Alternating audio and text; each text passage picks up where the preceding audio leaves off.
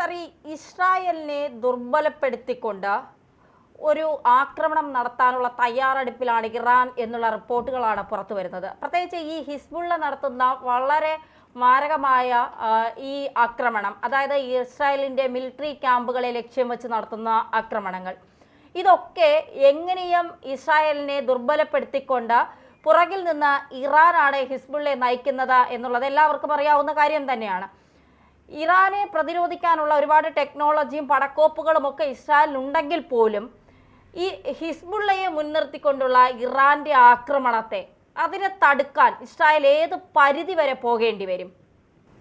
യഥാർത്ഥത്തില് അവിടെ വളരെ അശാന്തി പടർന്നിരുന്ന ഒരു സമയത്ത് ഇസ്രായേലിന്റെ ഭാഗത്തു നിന്ന് തന്നെയുള്ള വലിയൊരു പ്രകോപനം ഉണ്ടായെന്ന് പറയുന്നത്, അതായത് ഹമാസിന്റെ തലവൻ അയാള് ഇറാനിലായിരുന്നപ്പോൾ അയാളെ ഹമാസിന്റെ തലവനെ വധിക്കുകയാണ് അവിടെ സംഭവിച്ചത്. എന്നാൽ അത് ഇസ്രായേൽ ആണോ ചെയ്തതെന്നുള്ളതിനെക്കുറിച്ച് സംശയം ഉണ്ടായിരുന്നെങ്കിൽ പോലും അത് അവരങ്ങ് ഏറ്റെടുത്തു, സംബന്ധിച്ചു എന്നുള്ളതാണ്. അതായത് ഇസ്മായിൽ ഹനിയെ എന്ന് പറയുന്ന ആളിനെ വധിച്ചത് യഥാർത്ഥത്തിൽ ഇസ്രായേലാണ് എന്നുള്ളത് ഇപ്പോൾ വെളിവാക്കപ്പെട്ട ഒരു സംഗതി തന്നെയാണ്. അതേപോലെ തന്നെ ലെബനനിൽ ഒരു ആക്രമണം നടത്തിയിട്ട് ഹിസ്ബുള്ളയുടെ തലവൻ ആയിട്ടുള്ള ഫവാദ് ഷുക്കർ അയാളെ വധിച്ചു, ഇസ്രായേൽ വധിച്ചു. അപ്പോൾ ഇത് രണ്ടും കൂടെ ആയിക്കഴിഞ്ഞപ്പോൾ ഈ മിലിറ്റന്റ് ഗ്രൂപ്പ്സ് ഹമാസിൻ്റെയും അതുപോലെ തന്നെ ഹിസ്ബുള്ളയുടെയും ആളുകൾക്ക് അത്രത്തോളം വൈരാഗ്യം, ഇസ്രായേലിൻ്റെ അടുത്ത് വിരോധവും വൈരാഗ്യമൊക്കെ ഉണ്ട്. അതിനെ സംബന്ധിച്ചൊക്കെ ഇതിൻ്റെ എല്ലാ ആഫ്റ്റർ എഫക്റ്റ് എന്ന് പറയുന്ന എല്ലാം പാലസ്റ്റീനിലെ ഇപ്പോൾ ഗാസയിലും ഒക്കെ ഇസ്രായേൽ നടത്തുന്ന വളരെ മനുഷ്യത്വരഹിതമായ ആക്രമണം തന്നെയാണ്. കുഞ്ഞുങ്ങളെയൊക്കെ അങ്ങ് ഇഷ്ടംമാതിരി കൊല്ലുക, അതുപോലെ തന്നെ ആശുപത്രികളൊക്കെ അറ്റാക്ക് ചെയ്യുക എന്നുള്ളതാണ് നമ്മൾ കണ്ടുകൊണ്ടിരിക്കുന്നത്. ഇത് ഞാൻ പറയുമ്പോൾ അതിനൊരു ക്രിറ്റിസം കുറേ ക്രിസ്ത്യൻ സഹോദരങ്ങൾ എന്ന് പറയുന്ന ആളുകൾ പറഞ്ഞേക്കുന്ന ഏതാണ്ട് ഇസ്രായേൽ അവരുടെ ഏതാണ്ട് രാജ്യമാണ്. ഇസ്രായേൽ ക്രിസ്ത്യാനികളുടെ വകയല്ല, അത് ആദ്യം മനസ്സിലാക്കണം. ഇസ്രായേലിലുള്ള ക്രിസ്ത്യൻസും അല്ല, ജൂതന്മാരാണ്. ഇവരുമായിട്ട് ഒരു ബന്ധമുള്ളവരല്ല. ഈ ജൂതന്മാരെ ഏറ്റവും കൂടുതൽ കൊന്നൊടുക്കിയതും ഒക്കെ എന്നൊക്കെ പറഞ്ഞാൽക്കുന്നത് തന്നെ ക്രിസ്ത്യൻസാണ്, അല്ലാതെ മുസ്ലിങ്ങളല്ല. അത് ആദ്യം തിരിച്ചറിയണം. അത് മാത്രവുമല്ല, ഇവർ വളരെ കാര്യമായിട്ട് പറയുമല്ലോ ഏതാണ്ട് ഇസ്രായേൽ എന്ന് പറഞ്ഞാൽ അവരുടെ സ്വന്തമാണ് എന്നുള്ള രീതിയിലാണ് കുറേ ക്രിസ്ത്യൻ സഹോദരങ്ങളുടെ അഭിപ്രായങ്ങൾ വരുന്നത്. അതൊന്നും മനസ്സിലാക്കണം. ക്രിസ്ത്യാനികളെ അവർക്ക് കണ്ണുകറിയാ കണ്ടുകൂടാ ജൂതന്മാർക്ക്. അവരുടെ ഏറ്റവും വലിയ ശത്രുക്കൾ മുസ്ലിങ്ങളോടുള്ളതിനേക്കാളും വിരോധം ജൂതന്മാർക്ക് ക്രിസ്ത്യാനികളോടാണ് ഉള്ളത്. അത് ആദ്യം ഒന്ന് തിരിച്ചറിഞ്ഞിട്ട് വേണം ഇതിനെ മുഴുവൻ അട്ടിപ്പേർ അവകാശം ഏറ്റെടുക്കാൻ എന്ന് എനിക്കൊരു അഭ്യർത്ഥനയുണ്ട്. അത് പൊയ്ക്കോട്ടെ. ഇതിപ്പോൾ ഞാനിപ്പോൾ ഇത് മുസ്ലിങ്ങൾക്ക് വേണ്ടിയൊന്നും പറയുന്നതല്ല, മനുഷ്യർക്ക് വേണ്ടിയാണ് പറയുന്നത്. അപ്പോൾ അവിടെ മനുഷ്യർ, മുസ്ലിങ്ങളായാലും ക്രിസ്ത്യാനികളായാലും ജൂതന്മാരായാലും മനുഷ്യരാണ്. ആക്രമണങ്ങളെ എപ്പോഴും നമ്മൾ അതുപോലെ കണ്ടേ വെക്കുള്ളൂ. ആക്രമണത്തെ അങ്ങനെ തന്നെ കാണണം. ഇപ്പം ഇവർ തന്നെ ഹിസ്ബുള്ള ഇവരുടെ മിലിറ്ററി ക്യാമ്പുകൾ ലക്ഷ്യമാക്കി റോക്കറ്റ് അയക്കി വിടുകയും ആക്രമിക്കുകയൊക്കെ ചെയ്യുന്നല്ലോ. അതിന് കാരണം ഉണ്ടാക്കിയേക്കുന്നത് നെതന്യാഹു തന്നെയാണ്.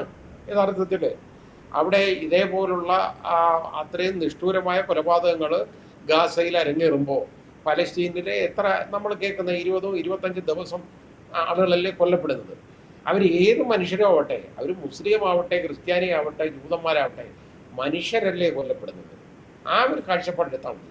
അത് ആര് കൊല്ലപ്പെട്ടാലും. ഇനി അതിൻ്റെ കാരണം എന്താണെന്ന് ചോദിച്ചാൽ, ആദ്യം കയറി ഇവിടെ ഈ ഇസ്രായേൽ കയറി ആക്രമിച്ചു. ആ ആക്രമിച്ചതിന് പോലും യഥാർത്ഥത്തിൽ പല വെർഷൻസ് അതിനകത്തോളം ഉണ്ട്.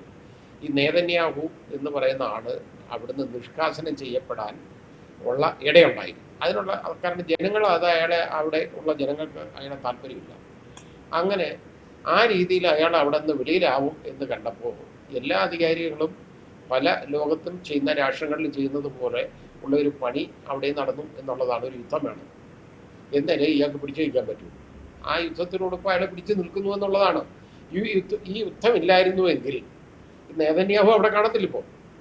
അതാണ് നമുക്ക് തിരിച്ചറിയേണ്ട ഒരു കാര്യം. അതെന്തോന്നും ആവട്ടെ, അത് അവിടെ ഇസ്രായേലിൽ ആക്രമിച്ചിട്ടുണ്ടെങ്കിൽ ഞാനതിനെ ന്യായീകരിക്കത്തില്ല, തെറ്റാണ്.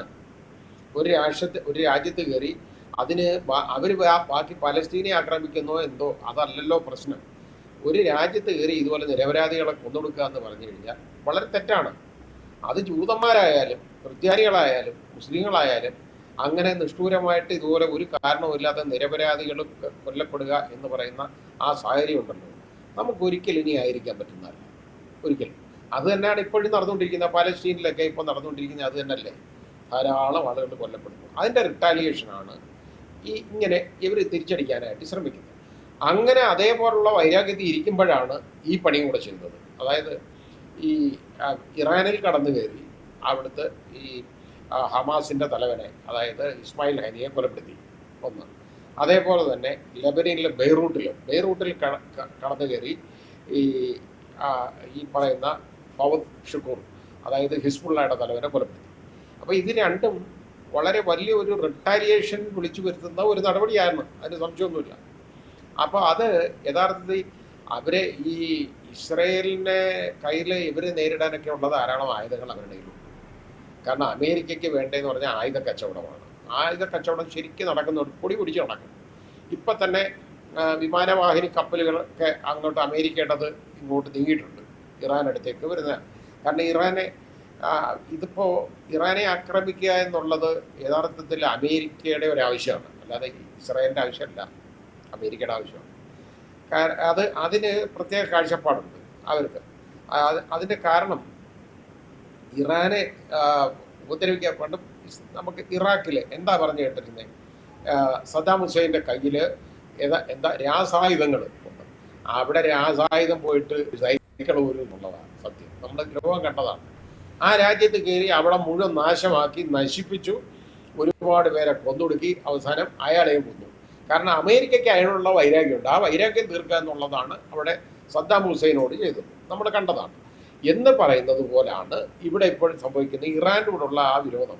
കാരണം അവിടുത്തെ ഭരണരി വെറും ഫണ്ടമെൻ്റലിസ്റ്റുകളാണ് എന്ന് പറഞ്ഞു കഴിഞ്ഞാൽ എനിക്ക് അങ്ങനെ അവരെക്കുറിച്ച് തോന്നുന്നത്. കാരണം വളരെ ഒരു അത്രത്തോളം മുസ്ലിം വർഗീയത എന്ന് പറയുന്നത് അവരുടെ ഭാഗത്ത് കയ്യിലുണ്ട്. ആ രീതിയിലാണ് അവിടുത്തെ സ്ത്രീകൾക്ക് സ്വാതന്ത്ര്യമൊന്നുമില്ല. സ്ത്രീകൾക്ക് പുറത്ത് ബൂർഖ ധരിക്കാതെ പുറത്തിറങ്ങിക്കഴിഞ്ഞാൽ അവരെ അടിച്ചു കൊല്ലുക, വെടിവെച്ച് കൊല്ലുക, ഇങ്ങനെയൊക്കെയുള്ള കാര്യങ്ങളൊക്കെ നടക്കുന്ന ഒരു രാജ്യമാണത്. അത് അവരുടെ കാര്യം, അത് ആ രാജ്യത്ത് അവരുടെ കാഴ്ചപ്പാട്, അതങ്ങ് എടുത്താൽ പോരെ. ഓരോ രാജ്യത്തെ ഭരണാധികാരി. അപ്പം സദ്ദാം ഹുസൈനെതിരെ പറഞ്ഞ ആരെ കൊണ്ടെന്തുവാ, അയാൾ ഒരുപാട് പേരെ കൊലപ്പെടുത്തിയിട്ടുണ്ടെന്ന്. അയാളെ കൊലപ്പെടുത്തുക എന്ന് പറഞ്ഞാൽ ഈ ജോർജ് ബുഷ് ആരെയും കൊന്നിട്ടില്ലേ? അമേരിക്ക കൊലപ്പെടുത്തിയ പോലൊന്നും ഇയാളെ കൊലപ്പെടുത്തിയിട്ടില്ലല്ലോ ആളുകളെ. എന്ന് പറഞ്ഞാൽ ഒരു ഭരണം പിടിച്ചു നിർത്താൻ ഒരു രാജ്യത്തെ ഭരണാധികാരിക്ക് ഒരുപാട് കാര്യങ്ങൾ കർശനമായിട്ട് നേരിട്ടിട്ട് വിട്ടുവരും. അതാണ് നമ്മൾ മനസ്സിലാക്കേണ്ടത്. അതിനകത്ത് ആളുകളൊക്കെ കൊല്ലപ്പെടും. അത് നമുക്ക് പറയാനൊക്കെ കാര്യം, അവരെ നമുക്ക് കുറ്റം പറയാൻ പറ്റത്തില്ല. ആ ഭരണം അയാൾക്ക് കൊണ്ടുപോകണമെങ്കിൽ അങ്ങനെ വേണം. സദ്ദാം ഹുസൈന് ശത്രുക്കളുണ്ടായിരുന്നു, അയാൾ ചില വിഭാഗങ്ങളെ അയാൾ കൊന്നിട്ടുണ്ട്. അതിൻ്റെ കാരണം എന്ന് പറഞ്ഞാൽ അയാൾക്ക് അവിടെ ഭരിക്കണമെങ്കിൽ ഇതേ മാർഗമുള്ളൂ. അത് തന്നെയല്ലേ ഇവരെല്ലാം ചെയ്യുന്നത്. അമേരിക്ക പോലും ഇത് തന്നെയല്ലേ ചെയ്തുകൊണ്ടിരിക്കുന്നവരൊക്കെ എന്ന് പറഞ്ഞ പോലെ. ഇതിന് ഇസ്രായേലിൻ്റെ കയ്യിൽ ഇതിന് ആയുധമുണ്ടോ ഇല്ലയോ എന്നുള്ള നമ്മൾ നോക്കേണ്ട കാര്യം. ചിലപ്പം ഇസ്രായേലിൻ്റെ കയ്യിൽ അത് ആയുധമുണ്ടോ ഇല്ലയോ എന്നുള്ളതല്ല നമ്മൾ നോക്കേണ്ടത്. ഇതേപോലെ ഉള്ള കാര്യങ്ങളിൽ അമേരിക്കയുടെ പിന്തുണയുണ്ട് ഇസ്രായേലിനെ സംബന്ധിച്ചിടത്തോളം. അവർ വെപ്പണൊക്കെ സപ്ലൈ ചെയ്യും.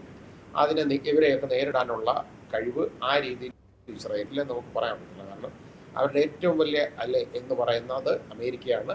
അവരുടെ സുഹൃത്ത് ബന്ധം വളരെ വലുതാണ്, നമ്മളത് മനസ്സിലാക്കേണ്ടത്. അപ്പോൾ ഇവരെയൊക്കെ നേരിടാനുള്ള ആയുധങ്ങളൊക്കെ ഇസ്രായേലിൻ്റെ ഇതിൽ കാണും.